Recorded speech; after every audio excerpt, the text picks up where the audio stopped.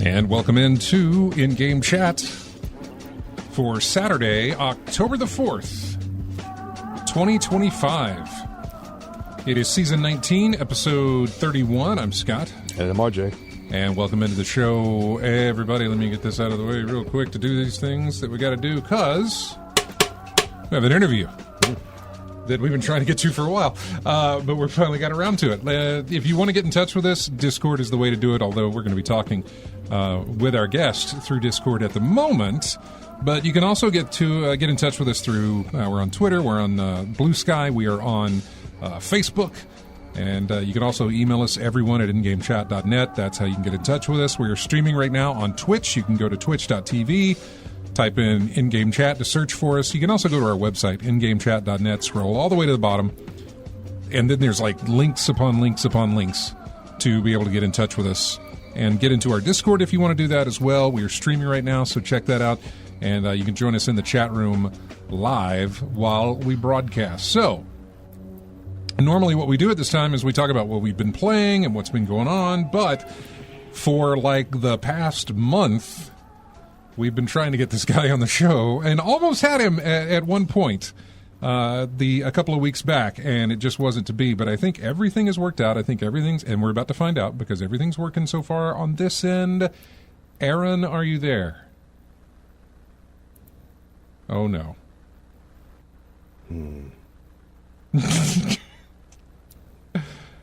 I don't see him. I don't see him lighting up over there.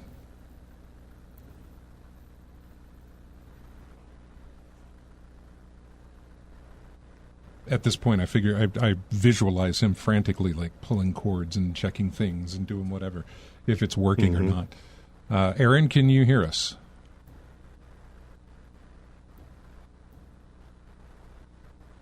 We know it works because we had Matt in here that same time. Yeah. Right? Mm-hmm.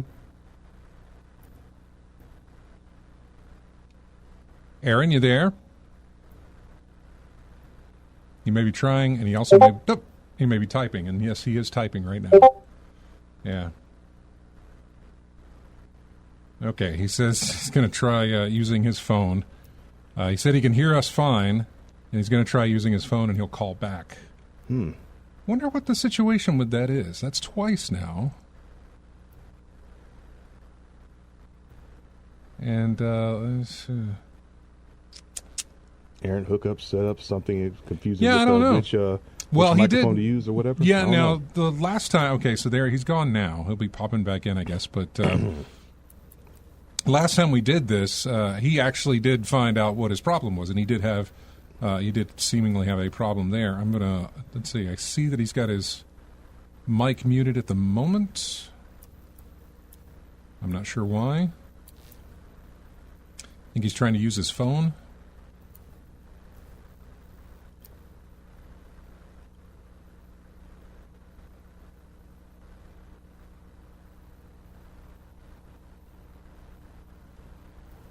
As soon as I can see some green light up over there, I'll put him through. It says he's muted, but I'm trying to see if there's a way I could unmute. I don't think he's muted on our end. Oh, he needs push to talk required? That sucks. That is somewhere in our settings, and I just do not No, let's see. Edit channel. I am... One moment while we do this. Push to talk. That's a thing. Yeah. I want to give that... Let's see. View channel, manage channels. Everyone...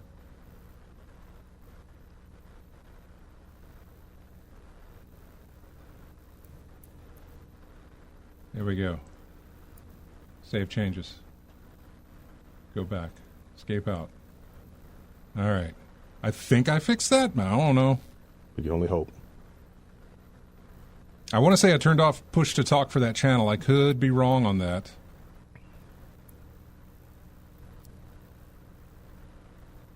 And if you want to go out and then come back in and try that, because I did go to permissions and... Yeah, allow members to talk in the voice channel. If this permission is disabled, members are default muted. No. Videos, connect. Use voice activity allows members to speak in this channel by simply talking. Yeah. So that's what I've got. Use voice activity. So, yeah. Maybe pop back in, because I know, well, he's not in there to hear it, but hopefully it works this time. But I disabled that. Mm-hmm. So, hello, can you hear me? Hey! Good God, a voice!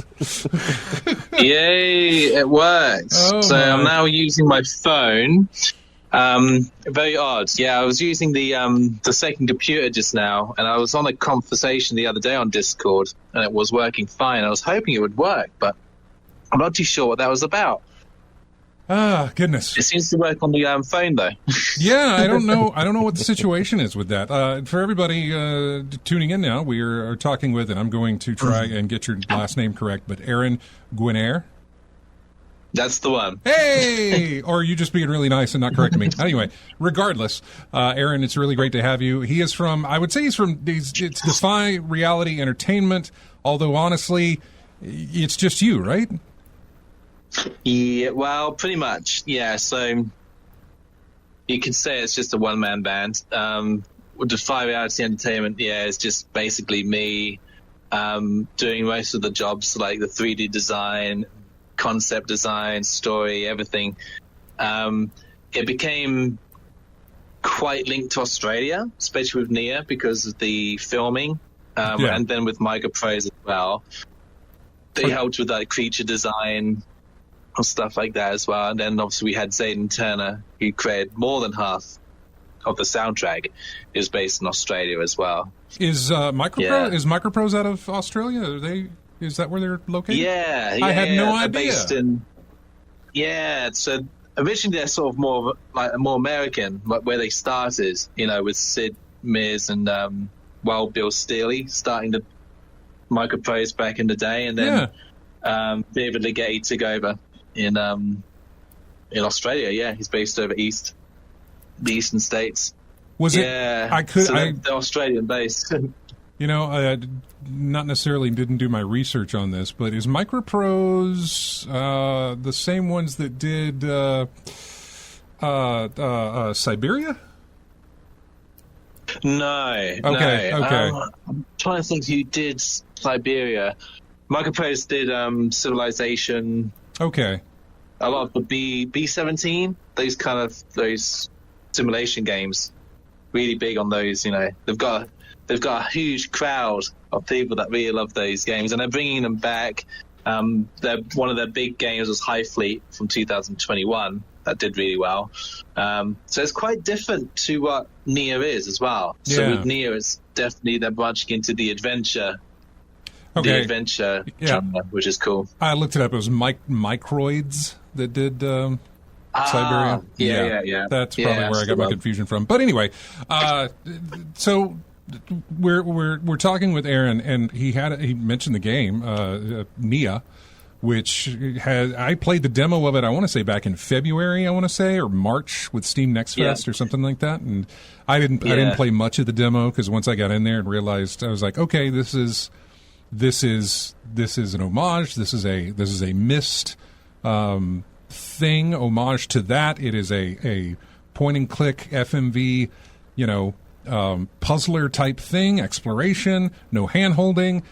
I get what this is. I don't need to play the demo anymore. You know, I loved it, but I knew that it was like, nope, this is good. That's all I need. You know, there are some, there are some genres and styles of games that it only takes me just a few, maybe less than 60 seconds of some time with it to know as soon as I see it that this is something I'm going to play. And if you are in any way spinning off from a Myst, a Riven, anything from the Cyan folks, then I'm in.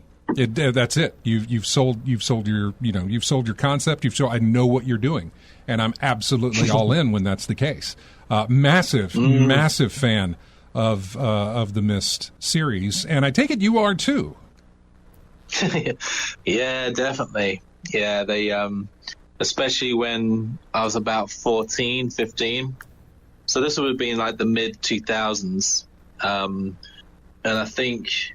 At that time, I picked up Myst and Riven again. So I'd played Myst and Riven as a lot younger, back when I was quite young with my dad and my brother.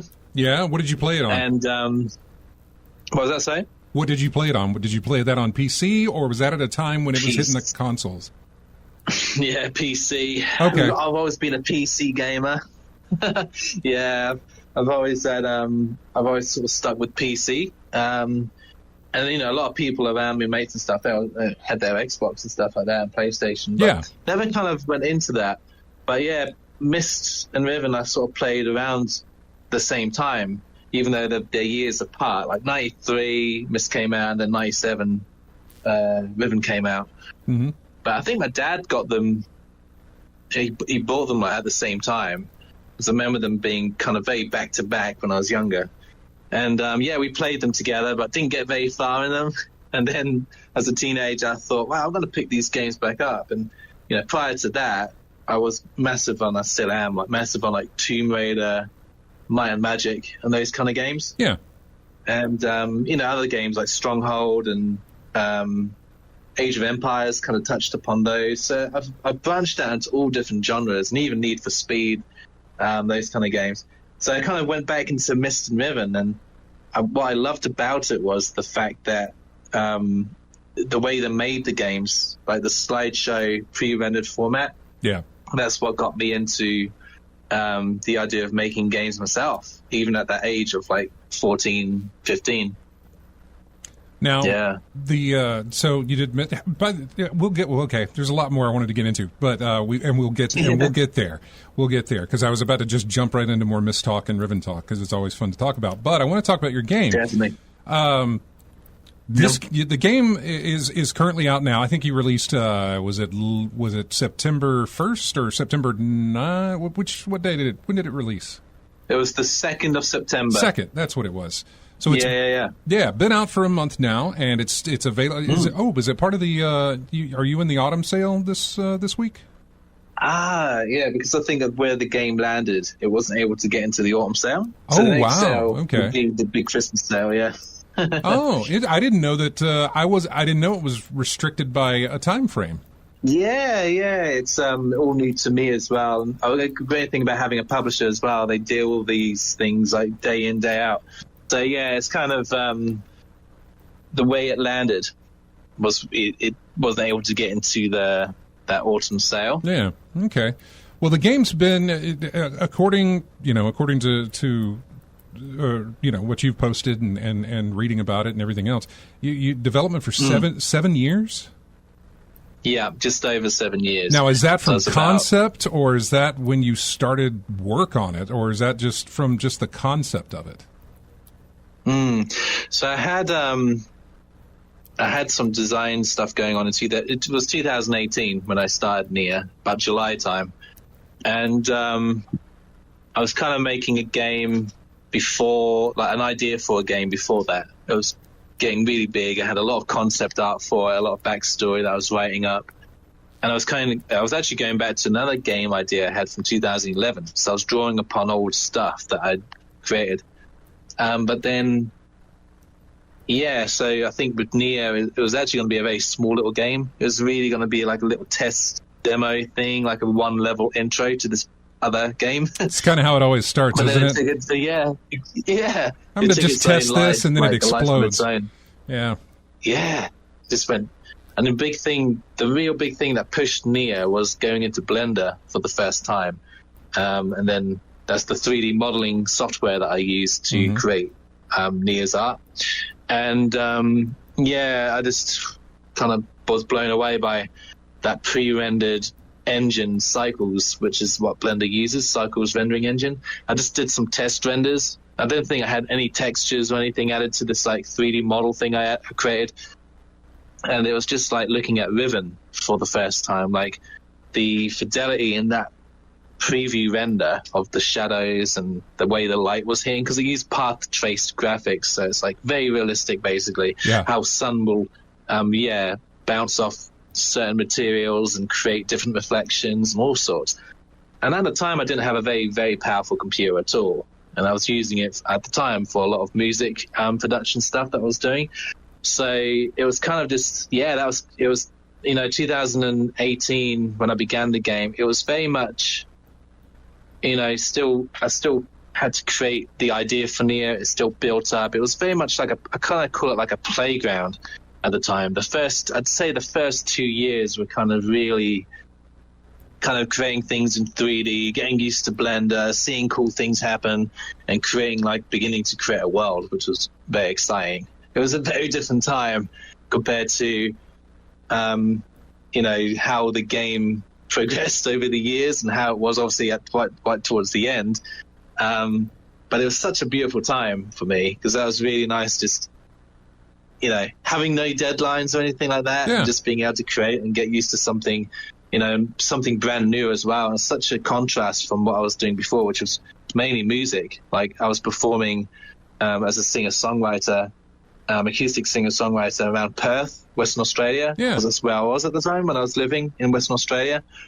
And it was a very different life and very different way of doing things. And so to get back into my game design stuff, that was really refreshing as well. Definitely. I bet it's a very different life right now for you too. Yeah, it definitely is. Because definitely. Neyyah's been a success for you, hasn't it? It has. Yeah, it definitely has. It's been received very well, and it's amazing that it's done really nicely as well, especially for an indie game developer as well. And like how you never know how things are really going to go. An indie game developer, a big amount of wish lists as well. An indie game developer, a solo indie game developer, a solo first-time indie game developer. Yeah, this is my first release, Cuphead. This is my first game, my first finished game, Way to and peak. my first commercial release.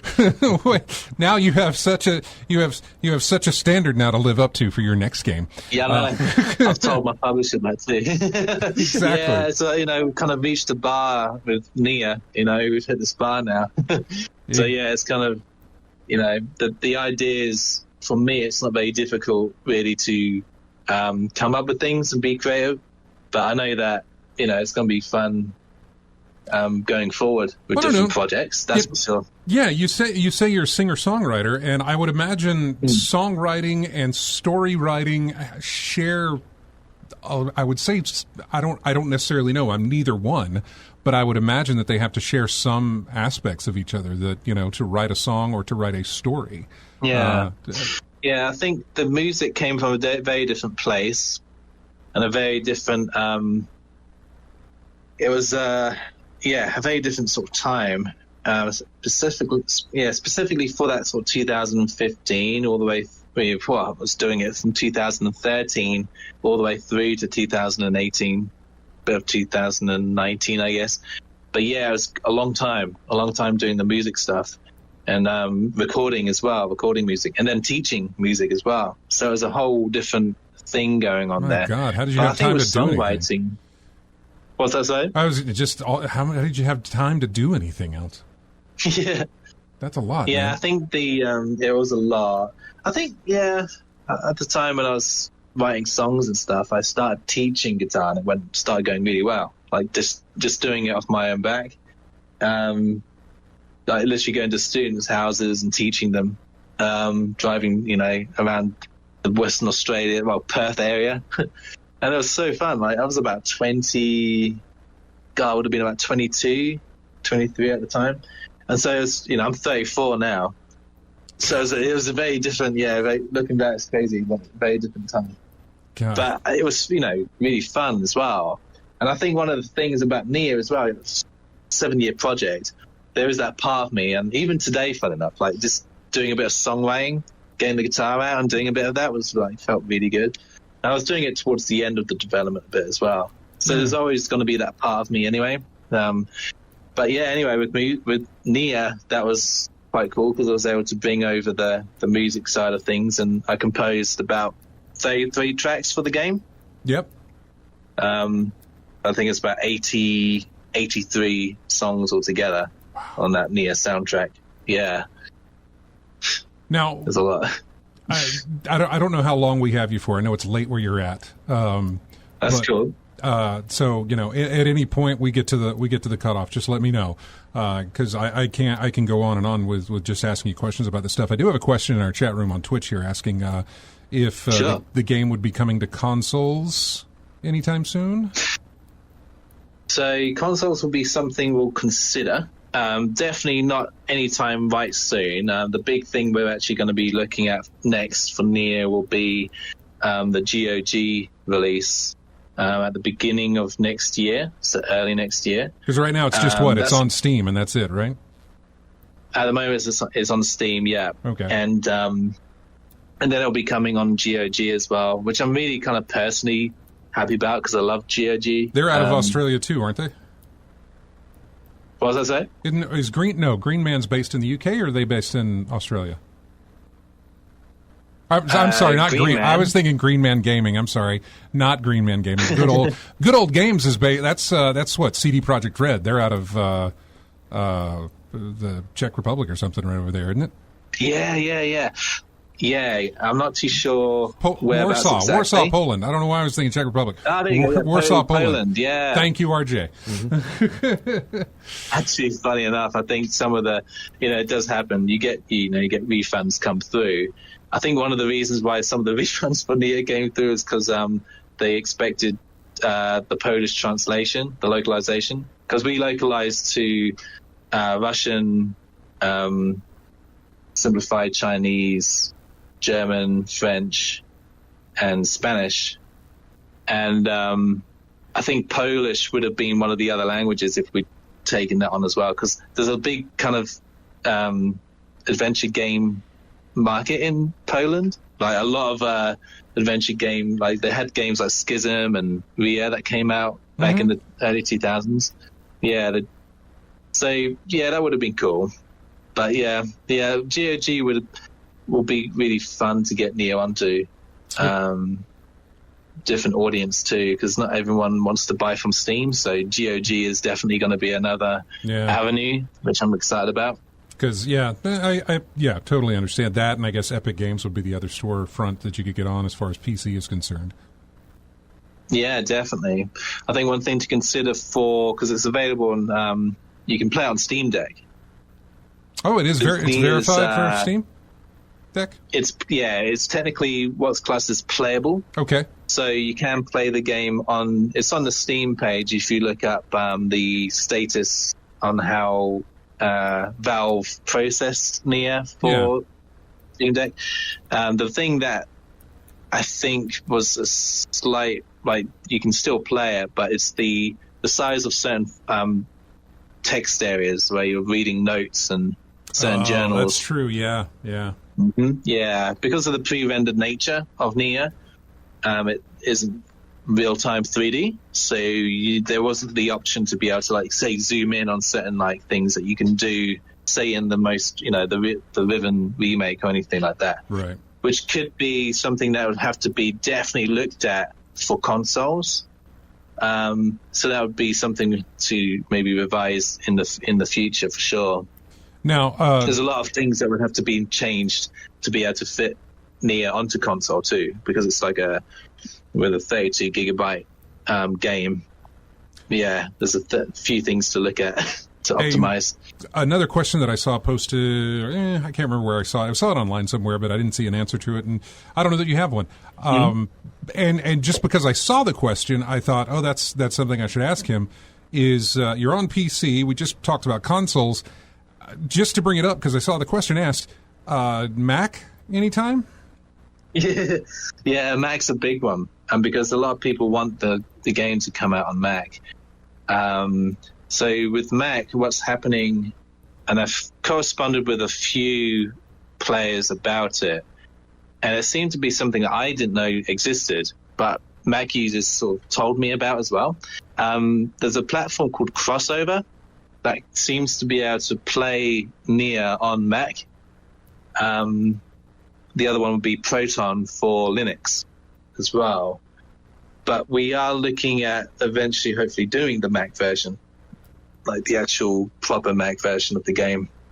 Okay. Definitely. Because there would be a lot easier to bring across as well before console, like Mac and Linux, that's for sure. Yeah, I would think so. I mean, But they yeah. kind of share a little bit of the same. Exactly, yeah exactly. Then more so, I guess, than it does for console as well. But so yeah, a game that took that was in development for 7 years finally gets out there. It's massively successful, an homage as it is to the Myst and Riven series of FMV point and click. Speaking of FMV, how did that come about? When it's like, okay, now I have to get some actors to come in and film them in front of green, blue, whatever it was, ever how you guys did it, what? Yeah, how was that yeah. process? Yeah, so that was always something I really wanted to do for the game. Right from the beginning, I knew I wanted to have actual real life characters in game that I was going to create, whether that was going to be Neyyah or anything that was going to be Myst-like. It needed to have real life characters, especially going with the pre-rendered slideshow screen-to-screen style. Right. And didn't really kind of know how I was going to really do it. I remember in high school years ago when I was kind of toying around with some 3D stuff. I had a couple of mates in high school. We had these like blue mats in a drama class kind of hall. And I thought, yeah, we'll use these blue mats and we're going to try see what we can do. Like, I'll get you to read these lines and we'll film it. I think we did one session. It was years ago, like 2006, 2007. And nothing really happened from it, But I still remember doing that. It must have been like the first time I kind of touched upon it. And then I did some green screen stuff when I was doing my music stuff in 2014 for a little music video for one of my songs. That was really fun. That was kind of like a green kind of room kind of thing, which is really, really cool to do. But then, that my full experience of actually filming actors and stuff was with Neyyah. And that was quite a cool process. That was also funded hugely by Screen Australia. So the Australian government, Screen Australia, they funded pretty much all of that work that was done with the FMVs. Nice. The live action. Yeah. So that was all the editing that was involved, the filming, the actors, the hair and makeup. Yeah. I think some of that in the beginning came out from my own money. I think we did the first sessions. Then after that, we got funding that paid for all the rest of it, especially the editing process, because that costs a lot.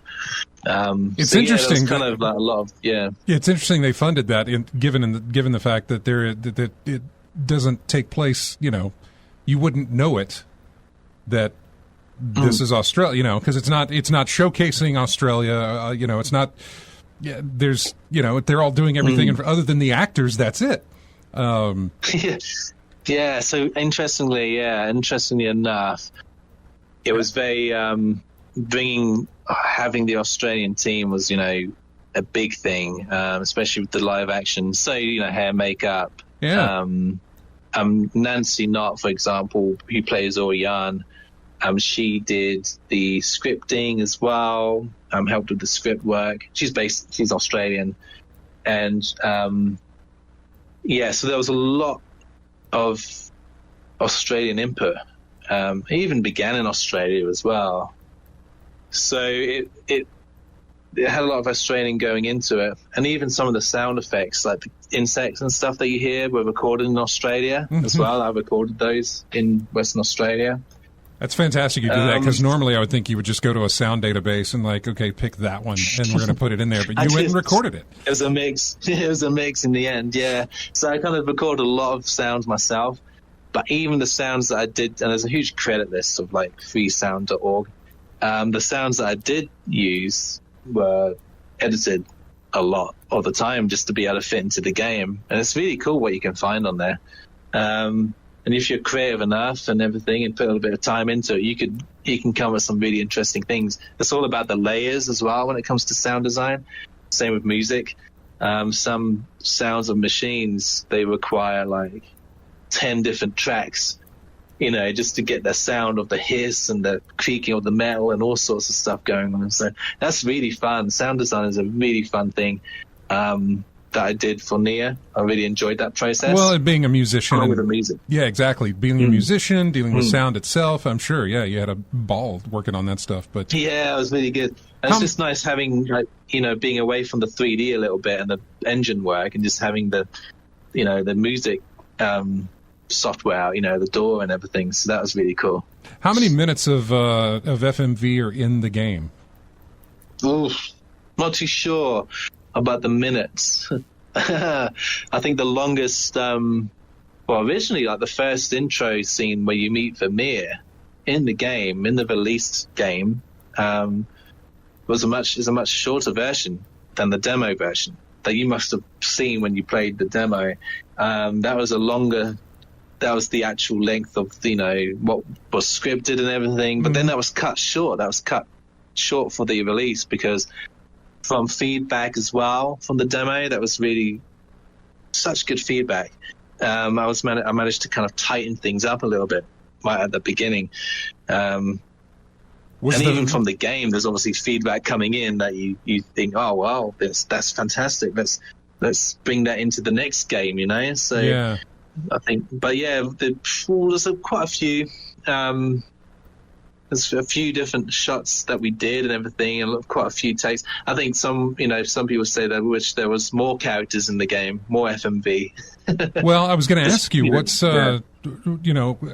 what is the biggest takeaway that you've learned from Neyyah that you will take into your next game? In other words, what did you learn from this that you said, okay, the next time I do this, I'm going to have to do it that way, or going to have to, whatever the case may be. What did you learn from this that you're going to take into your next project? The biggest one, I think, was how certain lore-based things, backstory, can be conveyed to the player. Neyyah relies a lot on...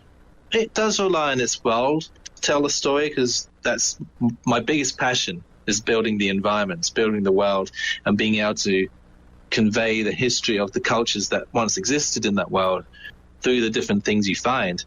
Whether that or not, that might be helpful for a puzzle. It exists because it exists. You have to really get into the world and make it feel like it's being lived in or is being lived in. But there was an over-reliance on text, on certain things like notes and journals. And I think it became too much, a bit overwhelming for players. Even though, if you're going into an adventure game, there's a lot of fun to be had there anyway, like a lot of stuff that you can take away and then realize, that's what that means later on as you play the game, so you're taking notes all the time. Yeah. But I really would like to look at different ways of being able to convey different things, and not so much in a written way, but maybe through audio logs and more character interactions, and even more world-based physical things that just show a bit more rather than tell. And so that was the biggest thing. That was one of the biggest things from Neyyah, because the other things, the small little things to take on board as well. But the big thing from Neyyah is that it's, a pre-rendered point-and-click game, and it hangs on to that as a vehicle that kind of just pushes the game forward, and it was done deliberately in that style rather than a technical limitation. I just really want to bring that charm back. So, there are people that wish it was real time, or It could be VR. Well, that was going to be my next question. As you move forward, are you going to take the path of Cyan that they did with Myst? With, they were. Myst and Riven were kind of in the same world. Although I will say the upgrade from Riven to Myst was insane at the time. It was, yeah, both in the time of, both in the sense of, what was it, like 5 or 7 discs? I don't know how many it was. It was a ton of discs they had to put in for Myst or for 5 Riven. 5 discs with Riven, yeah. Yeah, it was a lot. And then when they moved into like Exile and Revelations, and they kept moving forward, they sort of had this pre-rendered, but not slideshow anymore. 3D pre-rendered, you could walk around in it. Are you? Is that something you're going to advance with, or do you think you will, or are you going to stick? I don't know. If you stick with Neyyah, are you going to stick with the point and click? Or if you do a Neyyah 2, or would you continue to evolve it, or would you save that for something new? Yeah, there's a lot of good questions there, right? And these are the things that I think too many. I'm sorry. Especially after like you release a game that has done well and it brings in new fans as well, and gets all sorts of feedback. So it makes you think about things differently. And but one of the big things as well is just being able to work on another game that continues the story of Neyyah, because there's a lot of stuff in Neyyah that can be fleshed out. Okay, good. So you do want to stay in that world then? Definitely. And I think, especially for like the second game, it would definitely be cool to be able to not take 7 years, not take 7 years and work on something, from my perspective right now, and this is not like me saying, oh, this will definitely happen, but I'd like to look at maybe like a sort of a 3-year mark, because from what I've learned as well, and 3 years is still a relatively long time, but when you're creating a game by yourself and all the different things that go into it, that can go really quick, depending on how you do things. Well, yeah, because it's just you. Neyyah, exactly. Yeah, pretty much. It's just me, like programming, 3D modeling, and you make a change. You know about it. You don't have to. Okay, let's get everybody together because we're going to make this change. Oh, that's one of the beauty things about it. So a lot of people think, you should get some help. You should get people involved.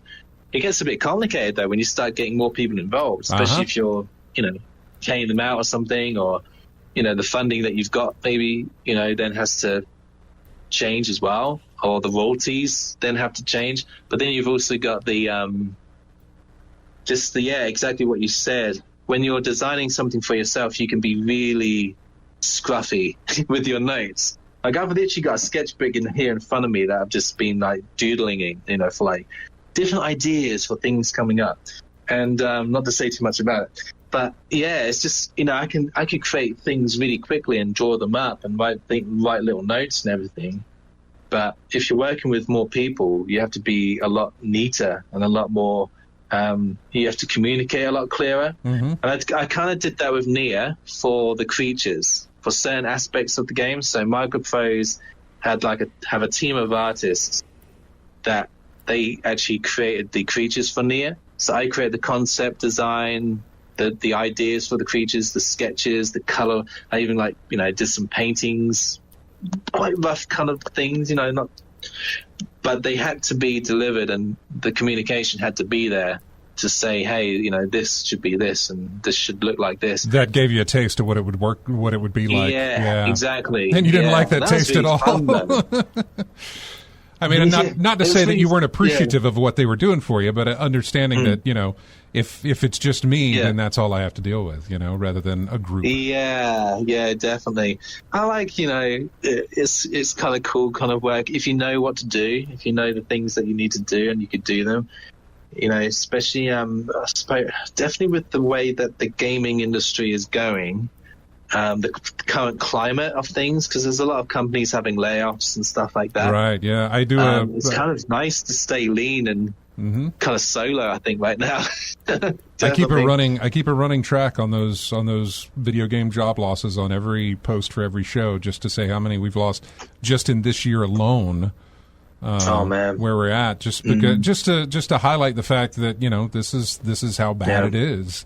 And it's obviously, in the show notes for today's show, outside of the interview with you, we had the whole EA buyout thing that we're going to be talking about, which is nice. Which is going to be, when it comes around to it, that's going to be more job losses eventually, because of the breakdown of all the money that's being spent and the debt that needs to be handled. It doesn't feel like it's going to get better. And then we got the Gamepass price increase that's going on. So it's all kind of bleak. I feel like Neyyah's done really well considering, right? Like it's it's kind of crazy, and especially as indie game developers, I've known a couple of recent games and a couple of developers that have released games and stuff, and it's been a struggle. It kind of made me think like, okay, well, we'll see how Neyyah does, Yeah. But it's managed to do really well. And that's down to probably having the publisher, obviously, having Microprose behind me and having that brand behind me. But also I think the excitement behind the game as well, word of mouth has been a big thing. Definitely. Well, and that again, you're as solo as you are in the development. You're also solo in the marketing department, because you've been going around. I saw your posts on the Myst subreddit, which is exactly how I first reached out to you, even though I had played the game prior to you mentioning it. Right. Yeah. Exactly. Yeah. Yeah. That's how we got in touch. So you're your own marketing team as well. Now, before you go, because we're coming up on where we got to have a break anyway. Before we let you go, I could keep going on with this, but I wanted to ask you, and I'm trying to remember, it was just a minute ago with what we were talking about with you moving on to your next game or that sort of thing. No, I remember. Now in doing this and making your own game, being your own independent developer, has it given you access to maybe input from people that you considered, people that you would want to get, like, I don't know, have you ever talked to anybody from Cyan now, that as much as homage this is? Have you talked to Rand Miller and any of those guys over there?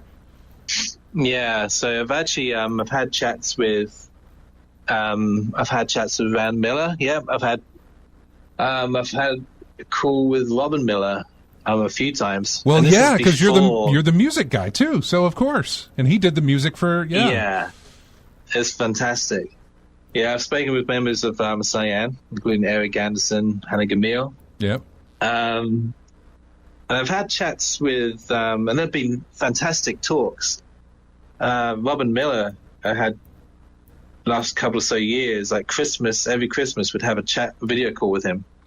That's wonderful. It was amazing. Yeah, it was really cool. And just the support as well from Cyan, just the fact that, like, I could imagine going back to my teenage self and being like, hey, Aaron, you're going to have, like, talks with Cyan, you're going to release this game, you're going to, you don't think about it so much when you're young. Yeah, you have these inspirations and stuff, but there's so much else going on around you, when you're so young. And it's kind of crazy just to think, like, where the journey takes you. And it hasn't been... Yeah, I absolutely understand that feeling, knowing, because during the abduction release for Rand and Cyan and everybody there, I was able to have him on. But not only that, we were able to continue talking. Oh wow! Yeah, fantastic. We've had him on. We've had him on a few times, but I was able to develop a friendship with him. And when I was in Seattle for Penny Arcade Expo, he invited me out, and I drove across the state of Washington to go to Spokane and visited the studios over there. Just a fantastic group of people. A fantastic guy over there. And if you ever have you been to the States? Have you been able to come over here? Right. So I've never been to the States before, and I was talking to Eric recently. That's going to change soon, I bet, huh? What was that say? That's going to change soon, I bet, huh? Well, yeah, I mean, I'd love to be able to go over, definitely. And, I was just talking with Eric about, like, if I'm ever over there, I'd love to come and meet you guys, like in person. Yeah. Because that'd be fantastic. That'd be really cool. I've definitely Spokane. Well, I didn't know if you were ever going to come to, like, a GDC to do a talk at one of the GDC expos that they have over here, or any of the other kind of game things that go on over here. If that's something. I'd love to, because I'd love to be able to do more of that stuff. And, you know, I'm always open like now, just being able to talk on interviews. And I think it's because of my music background. I did a lot of radio stuff. And, you know, it's kind of natural, I guess, for me to just do that kind of thing. But it's just lovely just being able to talk about the game process and the game itself. And it kind of opens things up for myself because, you know, a lot of the time, you know, a lot of things I talk about are things that, wow, I haven't actually mentioned this for a long time. So it's really good for myself as well. I think as a developer to be able to sort of talk about the process that they've been through and the journey. So that's really cool. But yeah, I had a couple of chats with other game developers as well. Knut Mueller, who created the REM games, they're quite very Myst-like. They came out in the early 2000s. I had a video call with him a few times, and I used to email him a lot when I was younger as a teenager, just getting advice from him in 3D modeling and stuff. So that was crazy, just finally having these video calls with him. And I recently had a nice chat with him as well. He's based over in Germany. Another Australian developer, Cos Russo, who created a game called A Leader, which came out in the early sort of 2000s as well, very Myst-like. It's about this giant big guitar that's built on an island, and you have to kind of work out where the band members went and how to operate the guitar again. Very cool idea, but very Riven-y as well. So that was great, just being able to catch up with him later down the track. So reconnecting with game design kind of brought me full circle in a lot of ways, back to sort of my sort of teen years and what I was doing back then. Yeah, so that was really cool. Well, man, it has been great to talk with you about this. It has been wonderful to finally make this happen. And we definitely want to have you back, you know, maybe in the process of you doing the next game, and then when it releases. I mean, just want to keep in touch and really get you out there. Definitely. So thank you so much for working through all the issues to finally make this happen. We do appreciate it. I'm glad we managed to make it happen. I am so happy for you, so excited for you, and just, you know, continue with the hard work and the great games, and we'll talk to you soon, man. Definitely. Thank you for having me. Thank you so much. Take care. Bye-bye. Bye. That was Aaron Gwynaire from Defy Reality Entertainment. His game Neyyah is out on Steam right now, and you can go and pick that up. And of course, you know, if not, you got the Black Friday sale coming up. That'll happen in November. Then you got the Christmas sale coming up. It's in December. So I believe he'll make it into those sales as well. So we got to take a break. We're behind on this one. It is October. It's our spooky season. So we got spooky game music for you. And this one comes from the game My Friendly Neighborhood. And it is the boss theme. And we'll be back very quickly right after this with more in-game chat.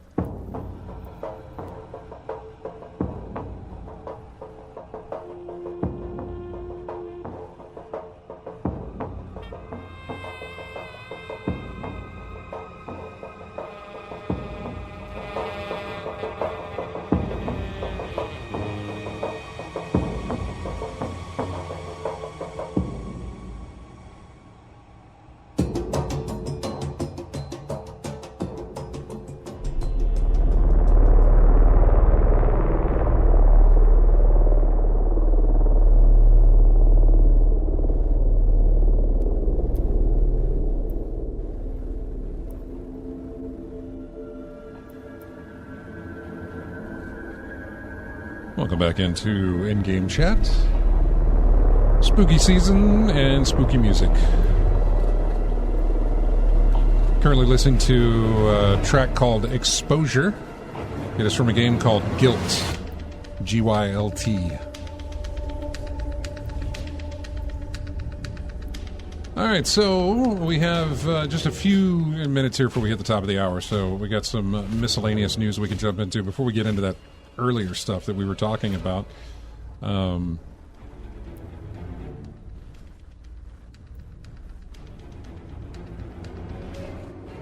Let's see. Looking at Doug Bowser's retiring from Nintendo. Nah. I hate it just for the fact that the dude's name was Bowser. And now Bowser won't be the head of Nintendo anymore. That's about it. I mean, he's retiring, so you go ahead. perfectly fine to do. So there was that. Like I said, these are just little things to hit on because, we have like 3 minutes here. Somebody got in touch with Dan Hauser from Rockstar and asked him about Bully 2, in which he said that you just can't do all the projects that you want, basically is that. Says, if you've got a small lead creative team and a small senior leadership crew, you just can't do all the projects that you want. And we structured how we're doing 2 projects with a fairly small team, and it's really trying to think through that. How can we do that and keep both of them moving at the same time? So, yeah, it's just everybody kind of wants a sequel to Bully, but it just wasn't in the cards for them. Because Bully was one of those games that surprised me. It was just something I got on the spur of the moment, and I enjoyed playing that. A lot of people did too. Yeah, I'd have to go back. I don't remember how well it did upon launch. Mm-hmm. It's a Rockstar game. You would think the problem was, and I think the problem was at the time, is that it was a Rockstar game that was not GTA. Mm-hmm. And I'm not saying that is a problem to me. Right now, it doesn't matter. If Rockstar releases a game, people are on it. Mm-hmm. Because it's like, it's Rockstar. These are the guys that did GTA. At that time, though, if it didn't have GTA attached to it, I don't think it got as many eyes on it. Yeah. Because I don't remember the year, but if I remember right, let's see. All really that Rockstar had done was GTA. And I think Bully was their first departure from that, right? It was one that stood out. It may be. It really did stand out, yeah. And I'm not saying it stood out for the wrong reasons, but it stood out because it was not labeled GTA. It may have played like a GTA title in a sense, but it's a school.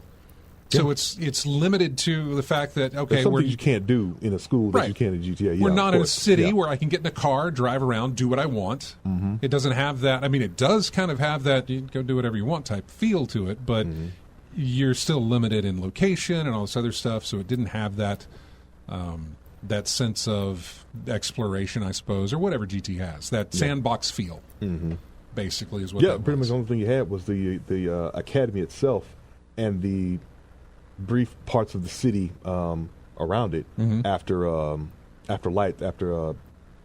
classes were over.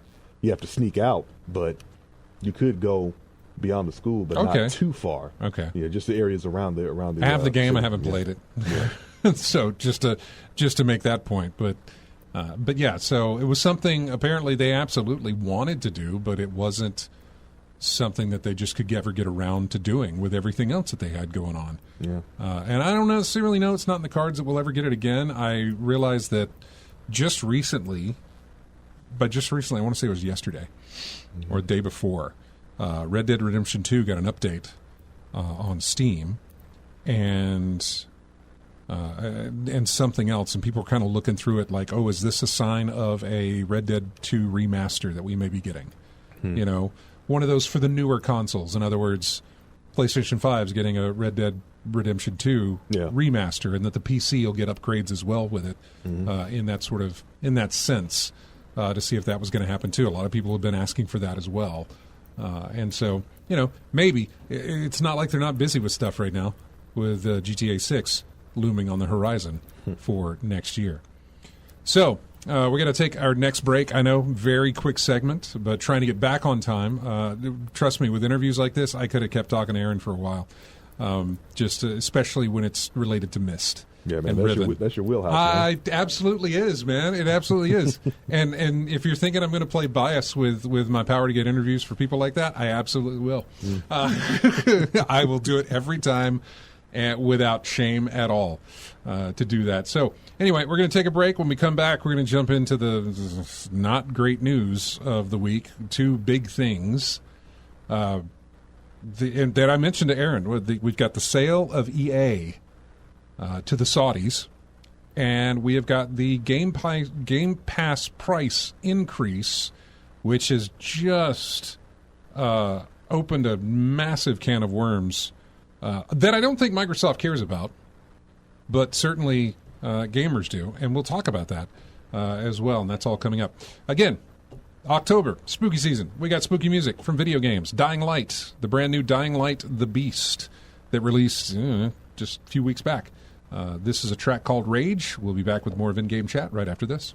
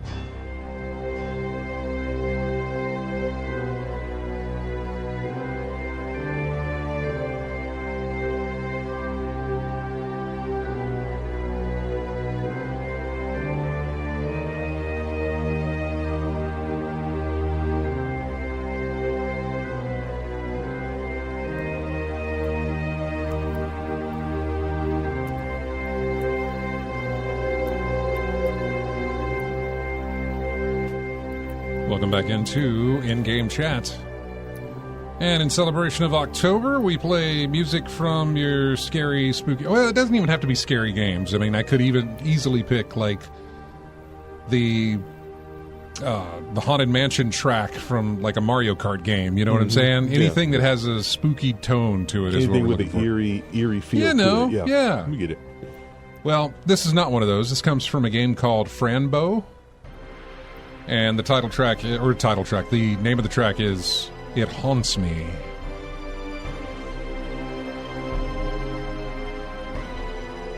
Actually plays very well for the spooky stuff. Anyway, welcome back to the show. And speaking of spooky, speaking of dread, speaking of just everything just bleak and bad, it was not a good week in gaming. I mean, it really just it wasn't. It just seemed as it went, it got worse and worse. Now, a lot of these things happen where it's like, hey, here's a rumor. And, of course, this rumor about EA being sold came out last week. And it was just like, they're in talks for this. And, of course, Monday hits, and it is like, boom, there it is. They did it. EA has been sold. $55 billion. They are selling to private equity in a $55 billion deal. And it has just been all over the place with this. Essentially, it's the same thing that you've seen with the Saudi buyout. Well, I say buyout. They didn't actually buy out F1, but they, gave a lot of money to F1 to come do tracks over in there. Yep. Live Golf, if that's what it's pronounced. Yeah, the Live Tour. Yeah. Same thing. Like, we're going to pay a bunch of money for you guys to come over there. They recently did it with comedy acts, and they did it with, what was another one that they did it with? Wrestling. Wrestling, yeah. Yep. Did it with wrestling a long time ago with WWE. Mm-hmm. And now they're putting their foot into the gaming world as well. This one, I don't know what this means to. I don't know what it means to you. I don't know what it means to other people. And you can look at gaming forums, and you can either read the outrage of it. Nobody necessarily is like cheering this on. A lot of people are booing it, to be honest with you, but there's not a lot of people who are like cheering this on because we don't necessarily know what to expect from this. Mm-hmm. We don't know what's going to happen because of this. Being that there is so much money involved and there's debt on top of that because EA was in debt. I can't remember what the amount is for what it's going to mean. But it's massive. And $20 billion. Yeah. The company's future income will be used to repay the debt over a period of time. In this instance, $20 billion of the financing for the buyout comes via a loan from J.P. Morgan. But we don't know if this is going to mean, is EA going to stick? Well, they're going to stick with sports, I imagine. But are they going to focus more on sports? You know what I'm saying? Mm-hmm. Will their war titles be different? Like Battlefield being one of those. Mm-hmm. Will it have less of an American slant? Or, I don't know.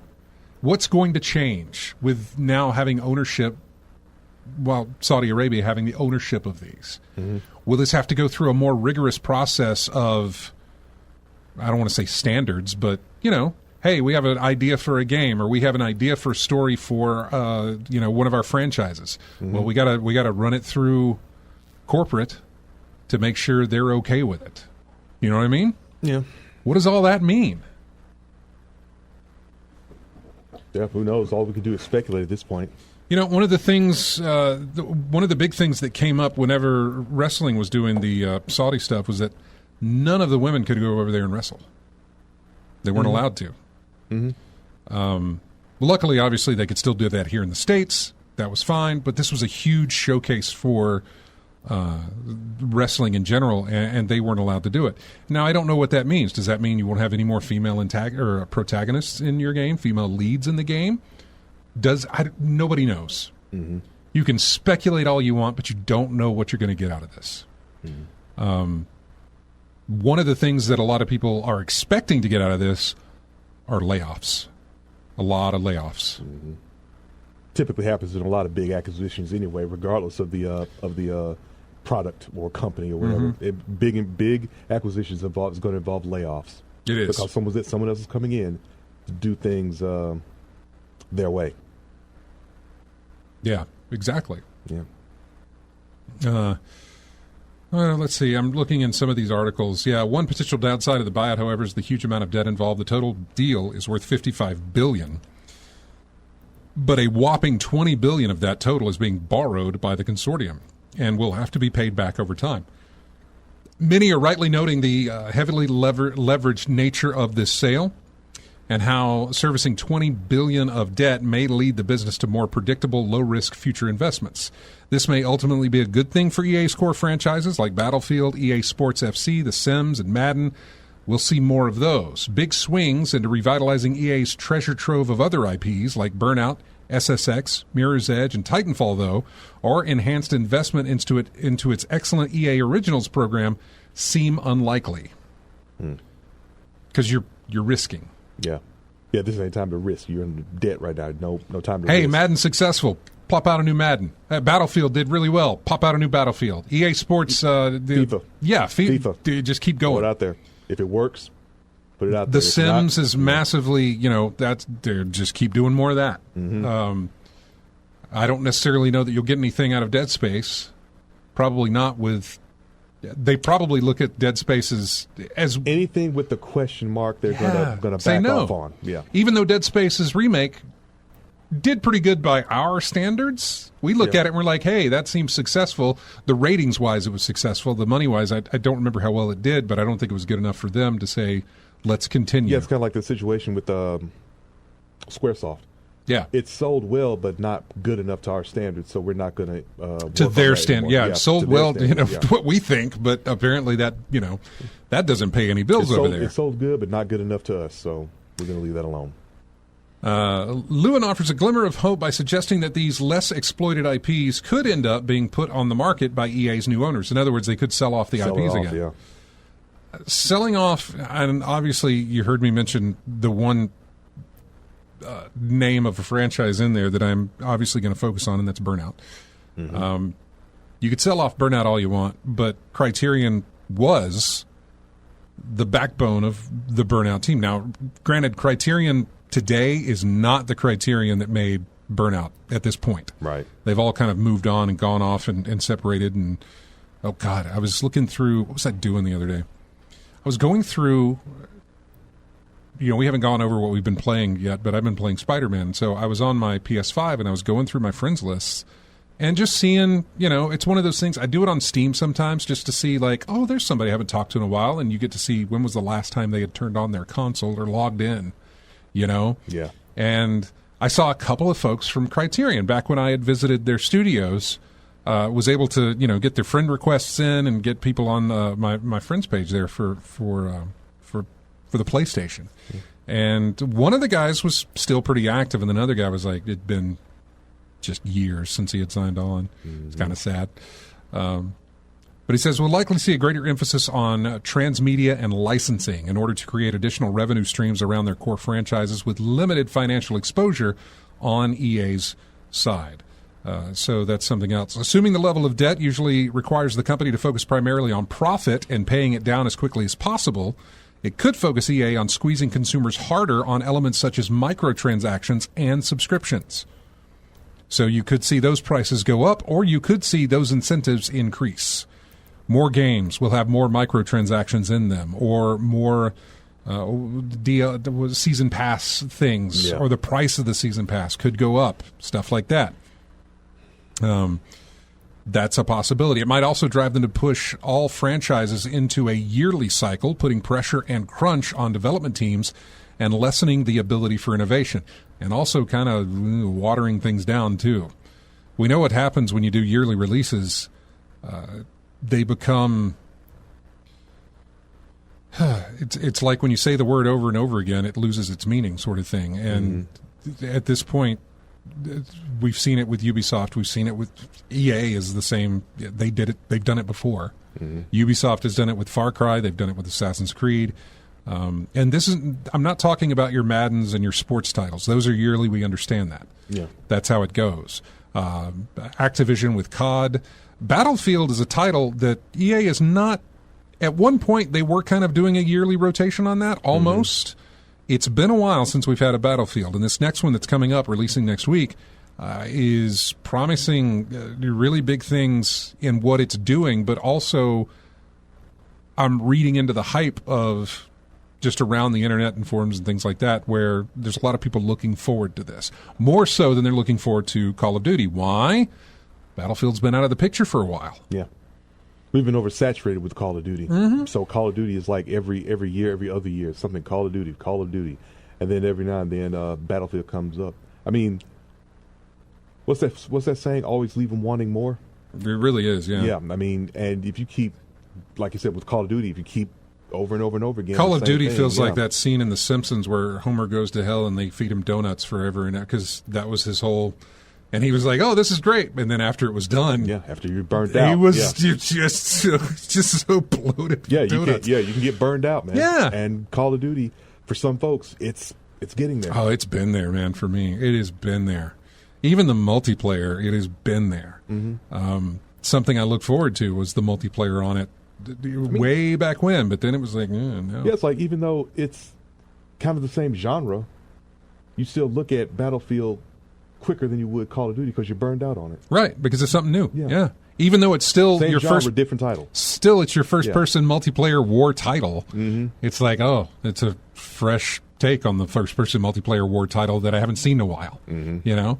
And the fact that they're adding all the destructible environments. But yeah, on the flip side, he adds, having been part of companies like THQ, where quarterly performance really contributed to its death spiral, EA has the opportunity to invest in long-term growth and investment away from the prying eyes of Wall Street.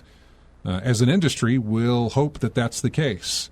In other words, they don't have to adhere to their stock. Yeah, on this, when companies go public, it's like... it ain't about the customers no more. It's about satisfying your investors. Still, he's concerned about talent drain at the firm. He notes that the deal will make a lot of people in EA very happy if they have stock options in the company. But without that ability to offer stock options in the future, how does EA retain its best and brightest? Going back to the short term, the biggest implication of the deal is the high risk of job losses. There is likely to be rationalization of workforce and capital expenditure as a result of the buyout. Servicing that huge $20 billion in debt will require cutting costs and building more margin from existing businesses to generate more free cash flow. There might also be some talent migration due to the cultural differences. However, I don't expect any significant changes to the upcoming slate of games over the next couple of years. The biggest opportunities remain growth of the Battlefield franchise, growth of the EA Sports franchise during the World Cup, which is next year, and bigger exposure to mobile gaming. Pass. I'd forgotten about that. Yeah, because we don't do it. I know. I don't do it. I mean, outside of Snap, which I can do on PC or my phone, that's about it. But, yeah. I mean, mobile gaming I just can't get into. I mean, I got a console and PC if need be. Now, this article goes on to say it's worth noting at this point that the buyout isn't yet a done thing. The size of the deal will likely require regulatory approvals. However, given this deal doesn't involve the acquisition of one gaming behemoth by another, shouldn't be any anti-competition concerns, as we saw with Microsoft and Activision. But assuming it does go through, it could be one of many mergers and acquisitions we see in the next few years. So you could be seeing this more with other companies, possibly. I remember there was Ubisoft, I think, was kind of looking to try and sell. Tencent, I believe. They were trying to get in with that.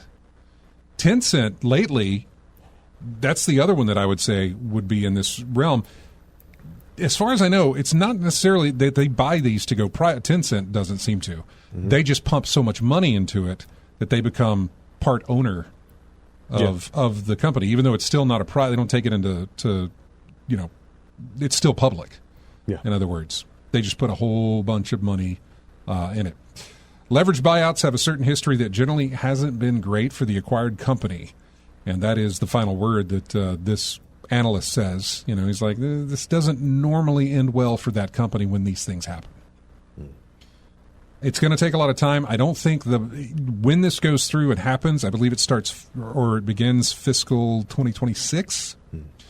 So all of that is to say that if you are, and a lot of people I saw on forums thinking like, well, I'm not going to buy EA games anymore. I'm not going to, I guess I'm going to not buy Battlefield. Not buying it right now doesn't do anything that affects this purchase. Mm-mm. If you want to start it next year, go ahead. That's fine. Then I'll have something. But honestly, even then, probably not. Because everything that's going to be released now and probably next year has already been in development for quite a long time. And will still, unless we hear about cancellations, and that's a possibility. Mm-hmm. You could hear about, hey, how much money have we put into this thing that hasn't released yet? Okay, cut that. We can't afford to put more money into that thing. Either go ahead and release it, or let's just cut our losses and make these guys start working on our next Battlefield game. Cut it, move forward. Yeah, exactly. So that's a possibility. Mm-hmm. Which is interesting because EA had, I want to say, the Lucasfilm license, some of the Star Wars licenses. Star Wars stuff, yeah. I'm not sure which ones, and I have no idea if those have run out or if there's a deal where Disney says, no, we'll take care of it, or we'll move over to somebody else, or what the case may be. I'm not sure. So I was trying to go back and think of what other EA games do I play. Recently, there hasn't been any that I can think of. I haven't seen that logo pop up on my screen in a long time. Yeah. The EA logo? Yeah. You played the Dead Space remake. Yeah, I did. Mm-hmm. When was that? 20-teens? 2018, I think. The remake? Yeah. That was in 2018. I was late to the party, but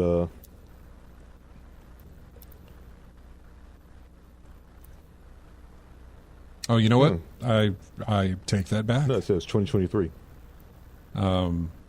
Yeah, Dead Space for the PS5. When is it? 2023 in January. I take that back on the last EA game I played. It Takes Two. Okay, It Takes Two. Yeah, It Takes all of those games by Hazelight Studios. Okay, that are all what's the term? Co-op. Mm-hmm. That's what I'm trying to go through. It's like what's that thing where you play together? Co-op. All of those titles: A Tale of Two Brothers, A Way Out, Split Fiction, It Takes Two, which they have done fantastic. Oh God! Now that I'm thinking about it, of course I haven't played it, but this affects. I'm forgetting the name of the game. It's one of those battle royales. Respawn did. Why am I drawing a blank? Oh, Apex Legends. Apex Legends. That's it. Yeah. Somebody in the chat room bring it up because my brain just died on what those games are. Yeah. Apex Legends is another one. I'm just pulling up some random titles here. Let's see. Of course, you got the Madden, FIFA, what we just talked about. Need for Speed, Dead Space, Wild Hearts, Sims.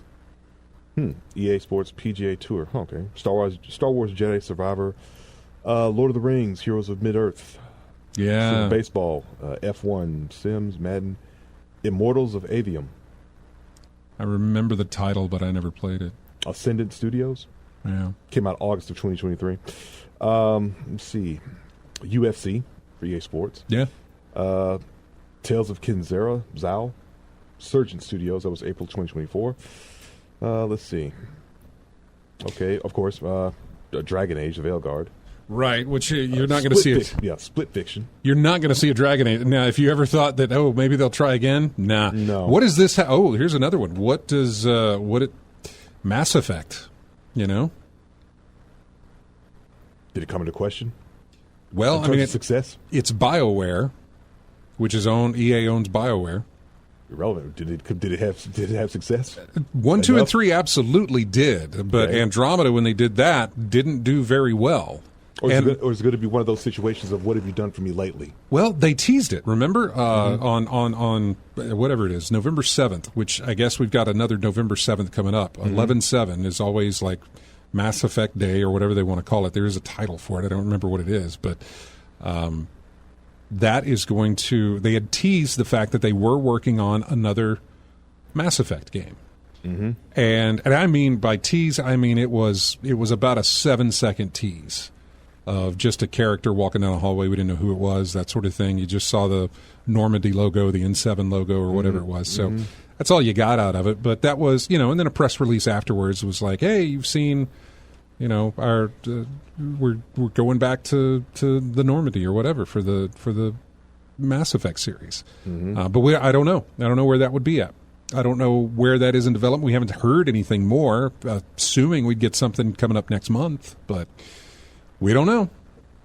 So there's a lot of franchises there that could be delayed or outright canceled. Or maybe they go forward with them. I don't know. But again, you read the analytical aspect of it is they won't be taking risks. Yeah, no risks.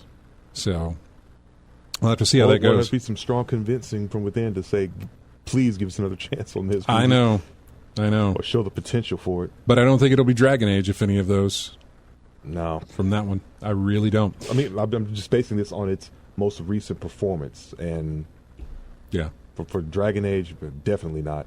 Mass Effect, could you see them building off of their most recent effort? No. But I don't think they were going to. Okay. In other words, I feel like what they were going to do was not going to be tied into Andromeda, which is what they tried to do, afterwards. Mm-hmm. I think it'll be something that returns to form, or at least tries to.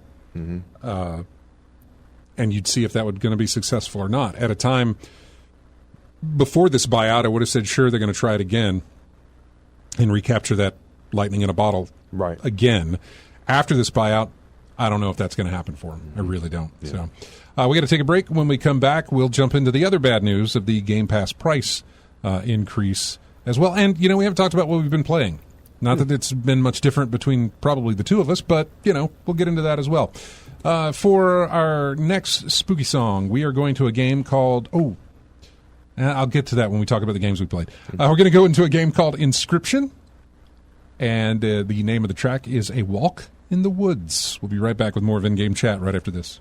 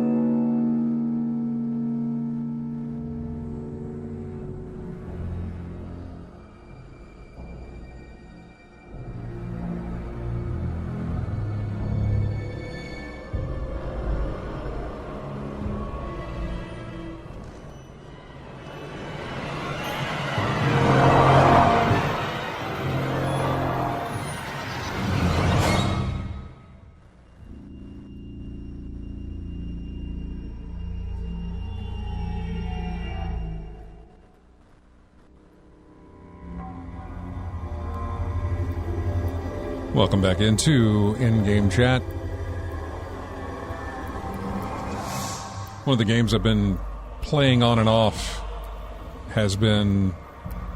It was that portable Batman game, Batman Blackgate. Mm-hmm. It's kind of a D-res Batman Arkham type thing, whatever it was. It was released at the time on like PSP handhelds. Side-scroller? Yeah, kind of. It has a little bit of a 2.5D type thing. Okay. Yeah. But I've been going back and playing that, and when I was looking for music, I thought, oh, you know what? Those Scarecrow sections in the Batman Arkham games.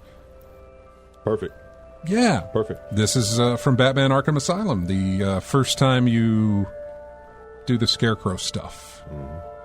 Gives that little feel there. Speaking of what we've been playing, I had mentioned that, Blackgate. I had also played more Spider-Man 2. Just kind of swinging around doing what I do there, picking up collectibles because there's a ton of them. And Snap, of course, is another one that I played. And, the game I was going to tell you about, Clover Pit. Clover Pit? Clover Pit, I know, right? Clover Pit? Clover Pit.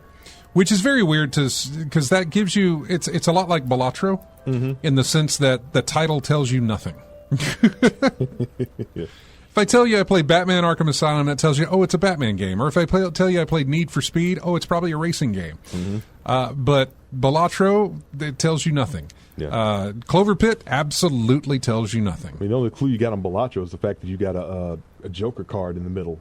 Yeah, but even in the title, it doesn't tell you that. You know what I'm saying? I'm just saying the visual aspect. But the visual aspect does, yes. Yeah. Clover Pit is the same way in that regard because it deals with a slot machine. It's got, whatever, low-res type graphics. It's not pushing your system whatsoever. But it has bonuses and multipliers and all sorts of like random RNG type of stuff. And so I put that out there. There is a demo on Steam for you to play, I believe. That demo is still there, but check that out because yes, quite fun little game. It's gonna hook you. Gonna take may take a minute, may not, but it's gonna hook you because you put the money in, you pull that's it. You just keep going. Yeah, and you can have multipliers and modifiers, and although if you don't pay back your debt, you basically die. And it's got some little eerie things, like you're in this single room, and below you is this above you is this massive claw, and below you is this grate. And the weird part of it was when I looked up at the claw, the perception started to shift, and whenever I looked away from it and back, to just normal view, everything went back to normal. And then when I looked down at the grate, the perception started to shift again. Started giving me kind of strange little spooky vibes, I guess, or something like that. I don't know. It's a little strange. But it's really a lot of fun and get your hooks into you. So check that out on Steam, Clover Pit. Believe it's on sale, maybe. Because I think it just released pretty soon, recently. What have you been playing? The only thing I played this week is Division 2 because I've been grinding for a certain item. And you've been through this with Destiny. When you grind for a certain item or weapon, and you end up getting everything but the weapon or item that you're looking for. Oh, yeah. So in my case, with Division 2, I've been getting all these nice weapons, all these nice you run into a lot of grinding. Armor. Yeah, because you're grinding for it. You get all this other stuff. I get all this other stuff, yeah. So I've been looking for a certain weapon called the Virginian. It's a upgraded version of the 1886 rifle. Okay. A very powerful rifle that you can go long, basically like the scout rifles in Destiny. Because my favorite weapon in Destiny was it's got a lot of range. Yeah, it was a scout rifle. Yeah, range without being a and sniper power. rifle. Yeah, range and power. Yeah, so a sniper rifle without the scope. So right. I really got to know what I'm aiming for. So yeah, I've been getting all these different types of weapons that are cool to look at, but it's not the one that I'm looking for. Yeah. So I've had plenty of options to do so. One of which was just doing missions over and over again. Just do 3 missions and get 2 special item crates that has a guaranteed named item. And the rifle I'm looking for is a named item. So I was looking for that. And so I was just doing missions, replaying missions over and over again. And I was getting all these things back and forth. But one of the challenges that I was having trouble with was there are time trials on missions that you have to go through, right? Yuck. And what really irritated me more than anything was the loading times was included with the time. Really? As well. So I'll give you an example. The mission that I was on That's a little unfair, I suppose. The Lincoln Memorial. Yeah, I'm in the Lincoln Memorial doing the mission there, right?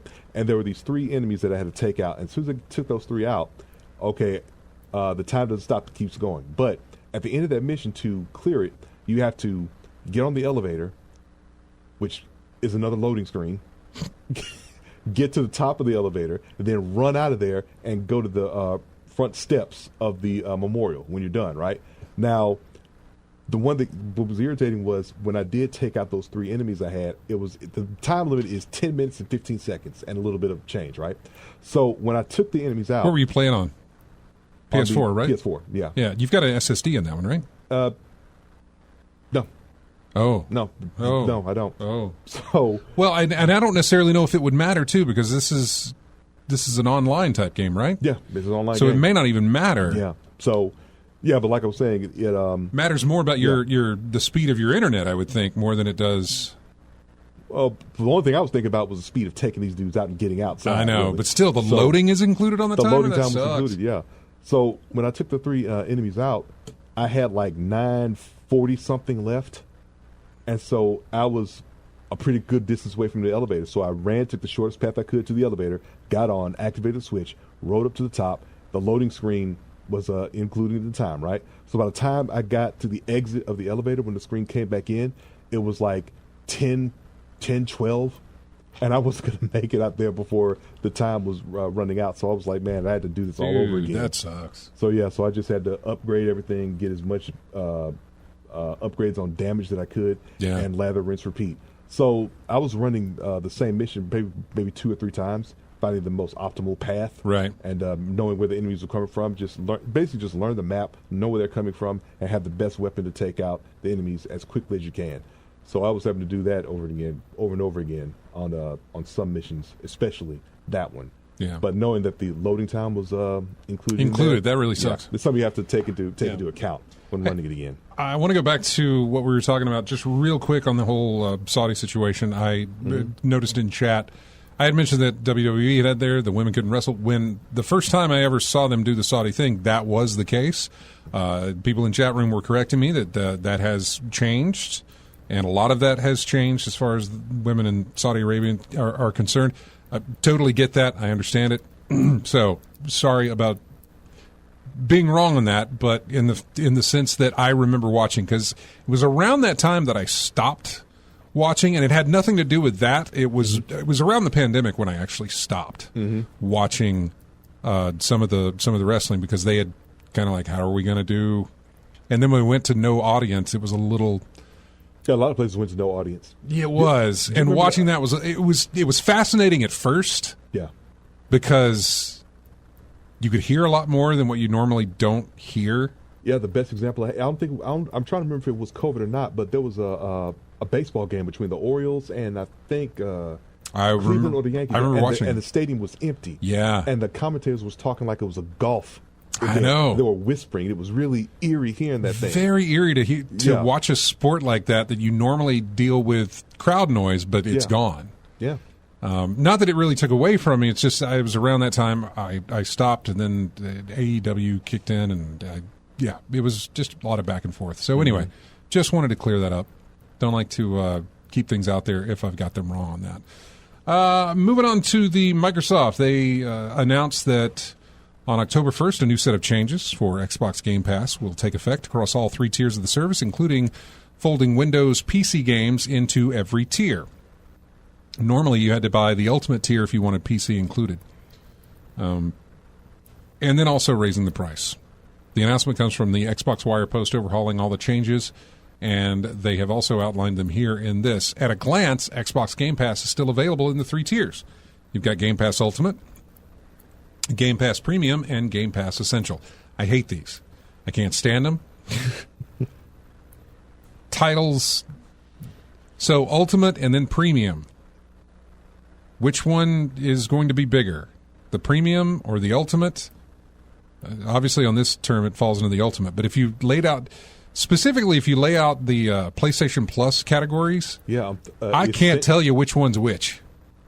Essential. Right. Which is bare basic. Matter of fact, I don't think they have one called Ultimate, though. They might.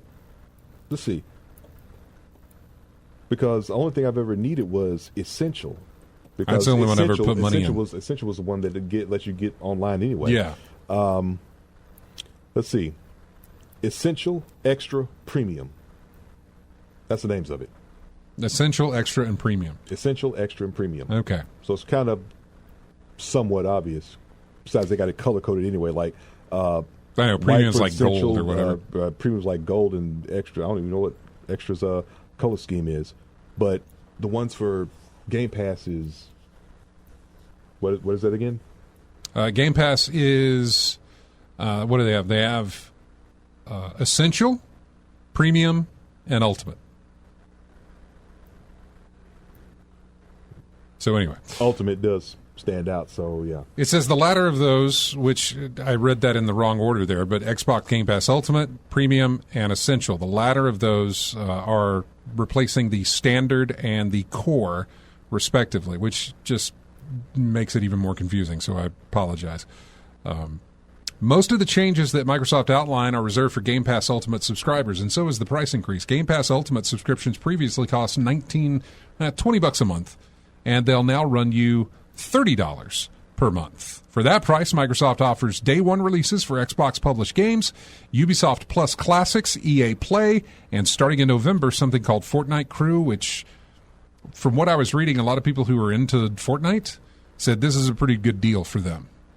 To get all of that and the Fortnite Crew stuff in there for $30 a month and get Xbox Game Pass, they said that's a pretty good deal for them.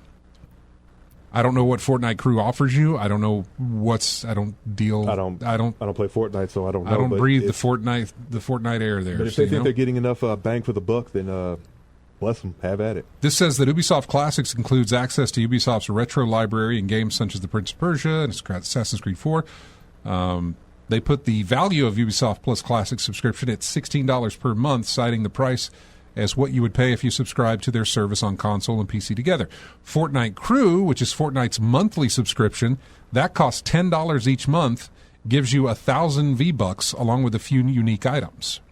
So I guess getting that included with everything else is a pretty good deal for them. I don't know. Microsoft also promised the shortest wait times and the best quality for their cloud gaming, which just absolutely means nothing to me. Maybe to you, I don't know. I tried their cloud gaming once. It was kind of cool, but I also was like, I'd much rather not play this on the cloud, if I didn't have to. But there's also a chance to earn up to $100 per year in store rewards. Otherwise, the new Game Pass Ultimate is the same as the old. As far as pricing, a Microsoft representative said via email, for plans with updating pricing, subscribers will retain their current subscriptions, including their prepaid monthly pass, and receive an email soon regarding plan changes before their next billing cycle. The updated pricing will go into effect after their prepaid time concludes. I don't have any more prepaid time on my Xbox. I'm paying that monthly now. I'm good through 2028, I believe, on my PlayStation. Xbox Game Pass Standard is now Xbox Game Pass Premium. That price remains $15 per month for now. The biggest change is that Premium now includes PC games, where it only gave subscribers access to console before. It does not have launch day access to Xbox published games, but Microsoft reiterated the promise to make them available within a year of their release. So at some point within that year, you would get games like COD and Forza and stuff like that are first-party releases. Yeah. Premium subscribers will have unlimited access to the Xbox Cloud Gaming, but the quality will be, with wait times, you can earn up to $50 a year in those rewards, and then they've got the Essential. Their price is $10 per month. You get PC games as well. You won't have access to the Xbox published games for free at any point. You'll get the online stuff, just like PS Plus does. All of these tiers let you play online. Yeah. By the way, those include free-to-play titles. In other words, Warframe is Warframe free-to-play? Yeah. Warframe is free-to-play, but you have to have a PS Plus subscription to do that, right? Yeah, to go online, you got to have a PS Plus. But but Warframe's an online-only type title, right? Yeah, okay, so you have to have that. So if it's a free-to-play online game, you've still got to subscribe so that you can go online and play that game. Even though it's free-to-play, kind of nixes that whole free-to-play aspect. You do have to pay to do it. Yeah. Game Pass Essential does include PC games and unlimited Xbox Cloud gaming access. Again, there's quality on that sort of thing. This tier gives you the chance to earn $25 a year in store rewards. So then there is that. There's a lot of people jumping in to say, nope, this is the bridge too far. I can't afford this. This is 30, it essentially takes it. I can't remember what the price was. It was like $360 a year. It's $360 a year now. Yeah. When you think about it in that regards, that's a lot of. Yeah. I mean, the last time I re-upped my PlayStation Plus Essential, it was $80. Mm-hmm. Yeah. That's a year though, right? That's a year. Yeah. So I'm trying to get where you are paid up until years down the line. Yeah. Because I guess I just had a scary what if. What if they raise it, right? Yeah, no. What if they stop offering it on a yearly basis? Oh, I see what you're saying. Yeah, they go monthly. Yeah, they go monthly only. Or the 3-month what was it? 3-month bundle package at most for Game Pass back in the day. No, back in the day.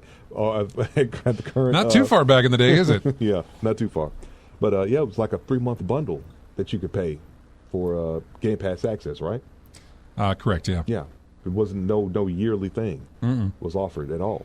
And now I think it's only offered through. I think they do offer 3 months and 1 month, but they don't offer any years anymore. No years. Yeah.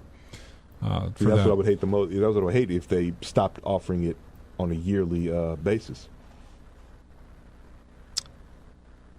The price hike comes at the heels of a 2024 price increase when Microsoft. We just talked about Microsoft increasing their prices on the console.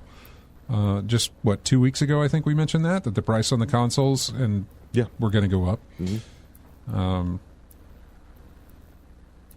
Microsoft has also upped the price of the Series X twice this year alone. The price at which Microsoft is jacking up price amid ongoing delays of long-anticipated games has left even ardent fans in total disbelief. Dear Xbox, you've helped me make an easy decision to end my time playing Xbox after 20-plus years.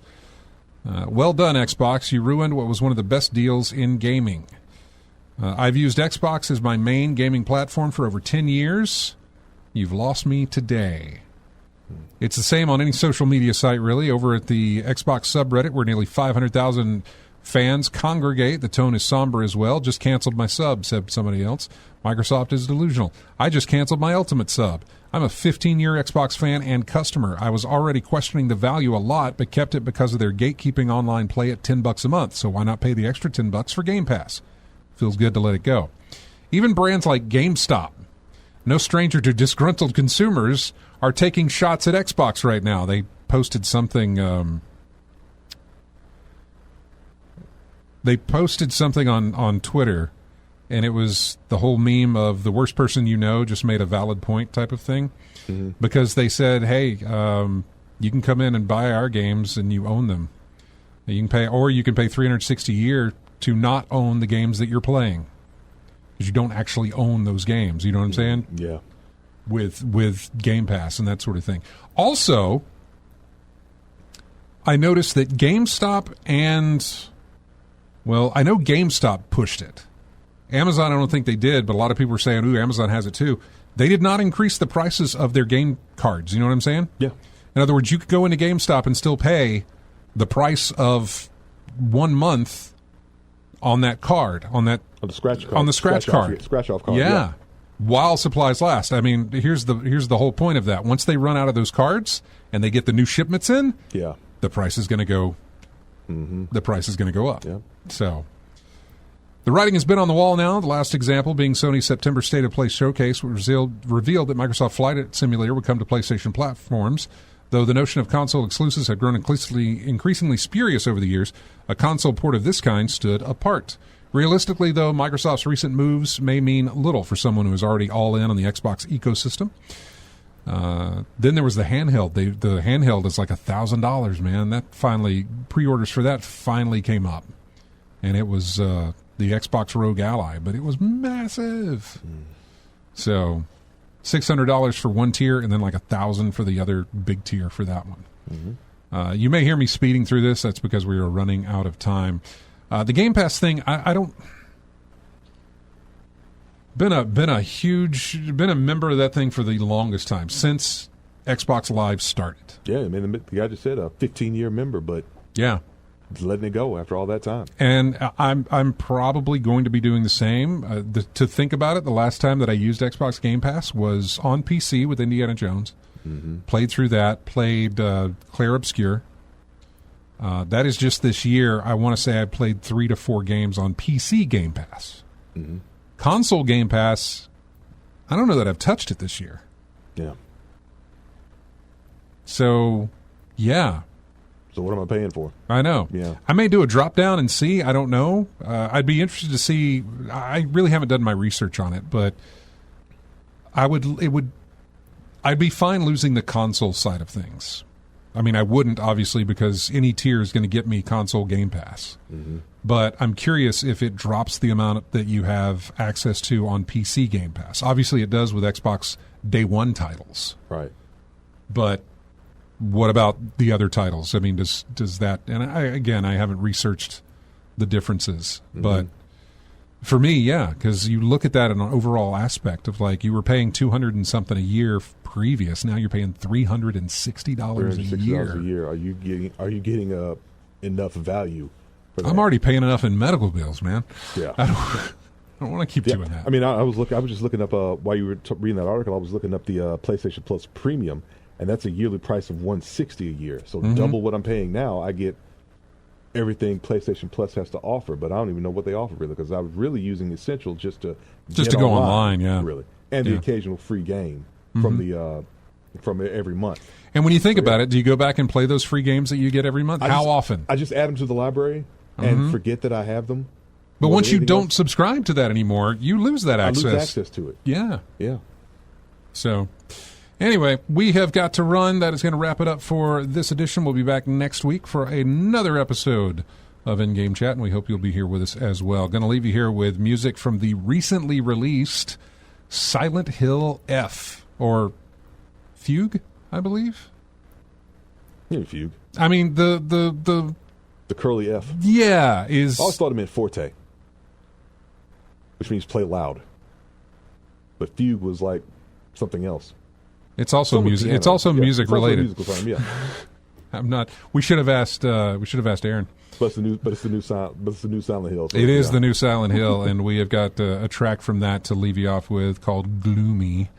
And we hope you have a fantastic week, and we will see you next Saturday for more of In-Game Chat. Have a good one.